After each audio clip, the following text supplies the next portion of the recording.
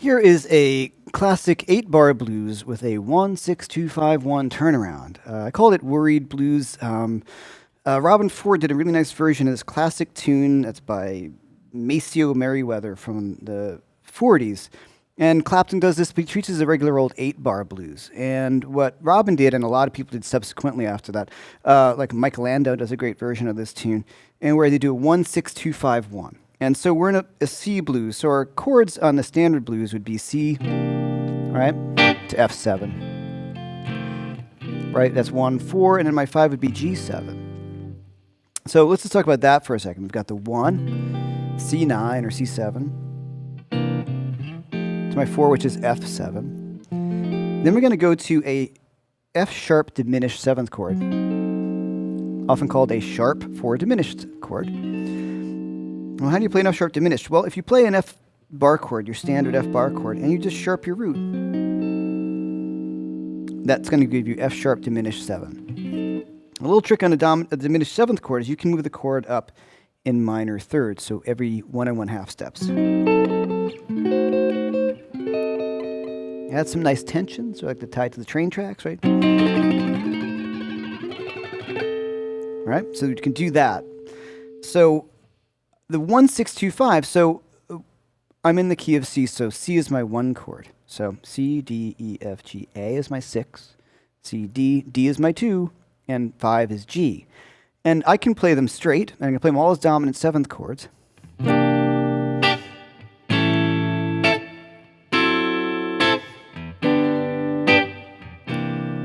Not super exciting in this case. So what I did was I made them all altered dominant chords.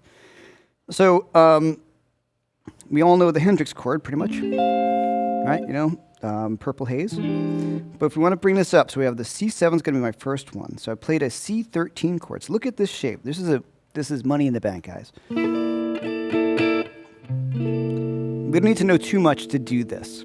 I'm going to play B flat, E, and I have an A there. That's a C13 chord. But if I slide this up to my A, and I have my A7 sharp 9, the Hendrix chord. But if you look, these 3 notes are the same. I bring it down a 1/2 step to my D, which is my 2 chord. It gives me a D13 chord. I bring it down a 1/2 step again. I have G7 sharp 9 back to a C13. So I'll play them as chords. I've got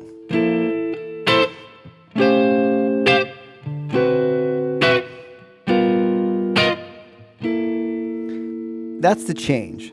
C13, you look at the tab here. A7 sharp 9 with a flat 13, just a big name for that chord. Hendrix chord, flatten out the pinky. To D13, move that down a 1/2 step to G7 sharp 9, flat 13. Now, don't get scared of those names. Just for right now, if you learn these shapes, you can use this, and it's really great. So I'm going to just do this.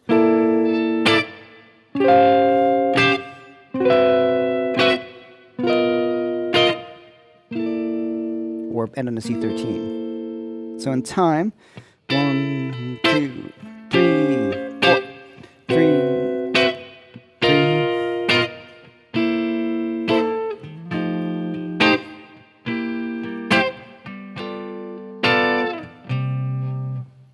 Okay, so the little lick that I was playing on the C chord, hopefully I played it better than that. I'm going to play B flat, D, and G, and this gives me basically a C9 chord. Playing those same notes, so I'm going to slide it up.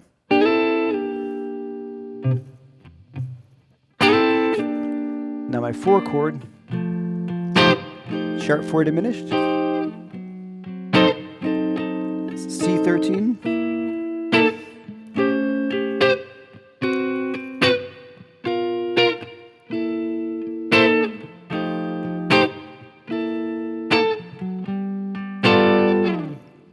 Now I did another 1-6-2-5 lower down.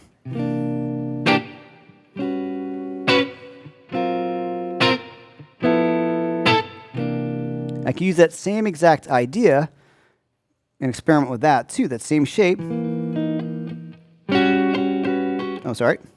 C, on the A. Here's my 2, D9, down a half step, gives me a G13. So that shape can work in 2 different positions.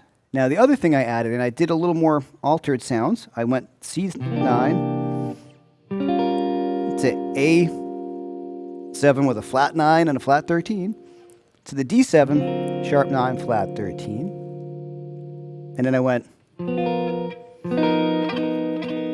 and that's a G7 with a sharp 9 and a flat 13. Now, we don't have the time to get into why those chords are named, those sort of things, but trust me, learn what's tabbed out and just use them. Get those sounds in your head.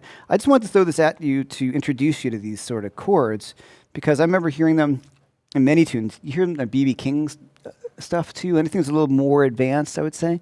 And I always want to know what they were. And if you just learn the shapes for now, the theory can follow, but getting the sound of the chords and where they lay is first.